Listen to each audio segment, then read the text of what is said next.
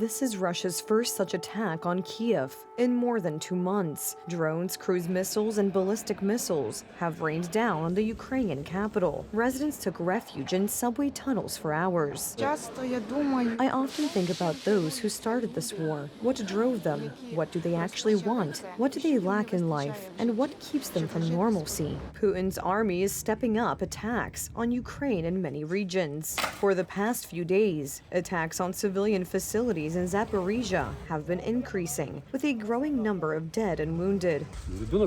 My son and my wife are in the hospital. I don't even know what happened yet, because I can't contact them. The intelligence cited by the media from both Ukraine and Western allies indicates that Russia will try harder and harder to attack in this particular region of Ukraine and attempt to quickly take Zaporizhzhia.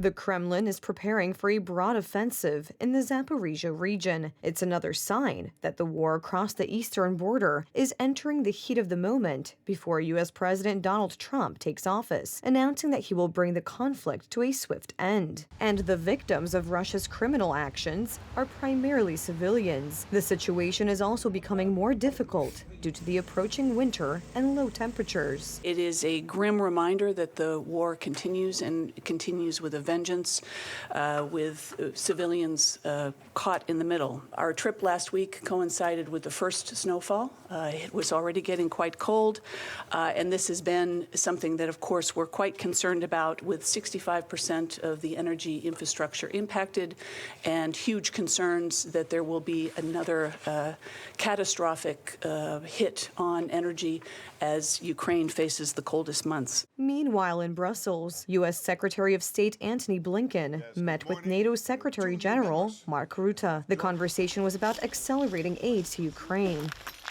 As we're working to make sure that Ukraine has what it needs to effectively defend itself, the United States continues to step up. We've obligated just recently and pushed out the door another $8 billion in security assistance for Ukraine. That was in September. Another almost $500 million just a few weeks ago.